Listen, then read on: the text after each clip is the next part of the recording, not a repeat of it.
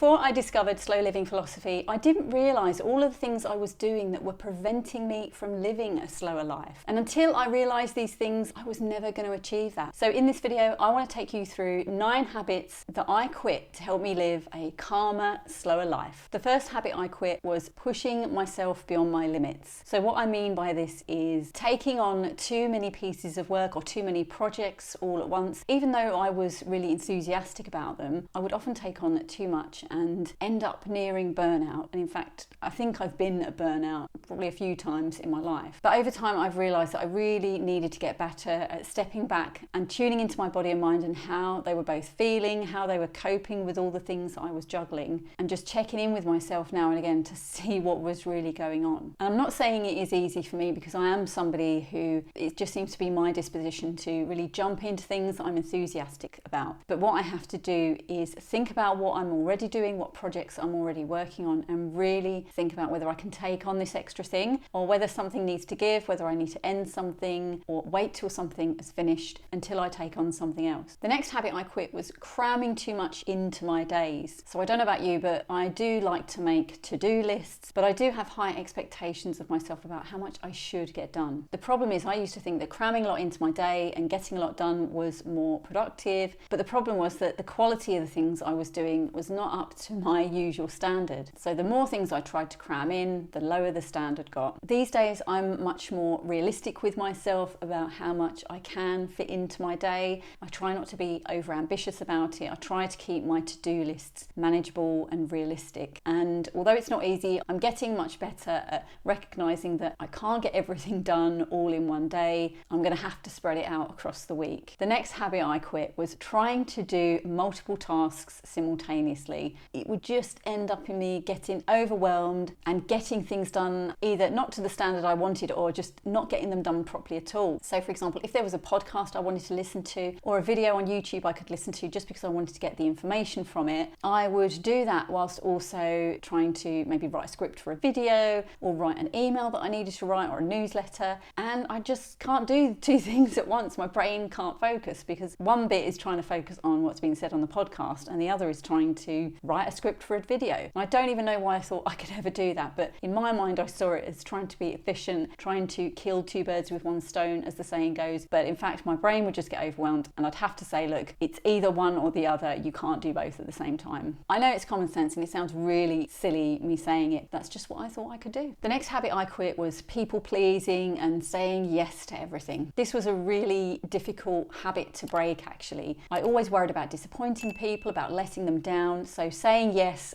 and meeting other people's needs whilst neglecting my own seemed like the lesser of 2 evils. It didn't really matter that it built resentment in me and I would end up neglecting the things that I wanted to do. But over time I realised that it wasn't helping me and I was actually setting myself up to fail. I was creating a rod for my own back. With me saying yes to everything, people came to expect it. Whereas if I started saying no, or maybe said yes but with some caveats that maybe I couldn't do a certain thing straight away, that felt a lot better. It helped me to manage other people's expectations of what I was prepared to do, and I felt happier for it because I wasn't neglecting the things that I wanted to do either. The next habit I quit is getting wound up on the things I see on social media or on the internet generally. I've come to realise that a lot of what we see on social media and the internet isn't necessarily true. It may be AI generated even, or a lot of it is people shouting at each other and taking things totally out of context. And I used to get sucked into all of that. I used to get wound up about it and walk around seething afterwards.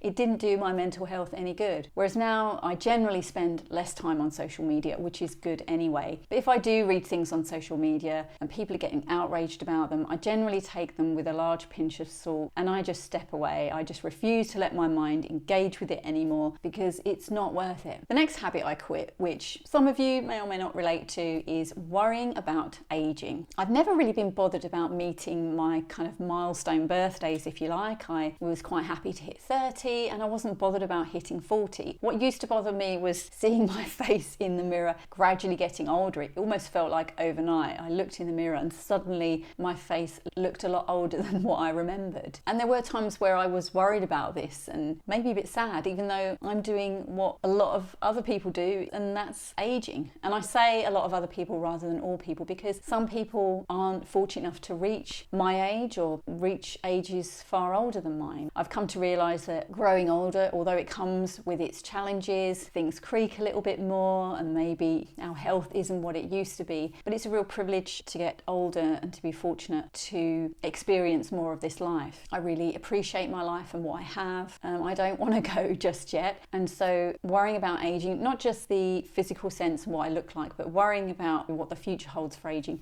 to me it's not worth doing. All I can do in this moment is look after my body, look after my mind, build experiences and memories with the people that I love, and we'll just have to meet the future when it arrives. Otherwise, if I spend my time worrying about the aging process now, I'm not going to be living. The next habit I quit is putting material possessions on a pedestal. Don't get me wrong, I do enjoy watching videos where people are talking about the different things that they own or those haul videos, but I do in my mind look at it as, well, that's just stuff. It looks lovely, it looks pretty, but it's just stuff, and for me there are far more important things than stuff. It didn't used to be that way. I used to like owning things, buying things, and the excitement of buying things used to be something I really looked forward to. And it's not to say there aren't certain things I get excited about, particularly books, but generally I'm much more considered in the purchases I make. I'm less likely to buy on impulse. I'm less likely to buy something just because it looks pretty or aesthetically nice. Again, I'm not saying that it's wrong to buy things for those reasons, but for me, I like something to also have a function, that I'm going to get some sort of value from it. And I know that value can be aesthetically pleasing items, but I used to buy a lot of things just to kind of display them in my home, but now I don't want to fill my home with things like that. I have the odd few pieces, but I used to keep a lot of stuff. I used to cover our shelves and our counters, and it just wasn't doing anything. So now I've let go of that need to have material things and to fill my home and, if you like, my life with them. I feel a lot freer. I'm less concerned about the need to have those things. I'm more relaxed. I like the physical space and the openness that comes with not having lots of clutter. The next habit I quit was comparing myself to others. This is something I did for many years, and I don't know if it's something that we let go of as we get older because we just give less of a damn. I know that I feel that way as I've gotten older, but I've come to see that what other people are doing with their lives it's up to them, and we all come from different points in lives. We've all been brought up differently. I don't know what their background is, so it's pointless me comparing myself to them because I am not them. When I started doing my daily gratitude practice, I found that my appreciation for my life and what I had grew so much more, to the point that I just don't really take much notice of what other people are doing. And also that if I do see someone that's doing well or they've achieved something, I actually feel genuinely pleased for them because I can feel pleased for them knowing that I'm fortunate with what I have. The next habit I quit was hustle mentality. Probably I could be considered a workaholic. I used to work late into the night, early into the early morning sometimes, and then getting up early the next morning, feeling that the harder I worked, the more value I had, and it was all about push, push, push, and doing more and more because that was what was going to get me somewhere in life. But now I am not about that at all. I am happy where I am. I don't want to reach the upper echelons of the career that I'm in. I'm quite happy at the level I work at. It's not to say I don't work hard or I don't put any effort in, but it's just I've let go of the striving now. I used to be striving so much to complete qualifications, to work hard to prove my worth. And now I'm a lot more secure in myself. I know my worth a lot more, and so I don't need to strive as much. I can let go of that. And that striving, I didn't realise how tiring both mentally and physically it was. It's almost like I'm cruising, but not in the sense of being idle or not doing anything, but I'm able to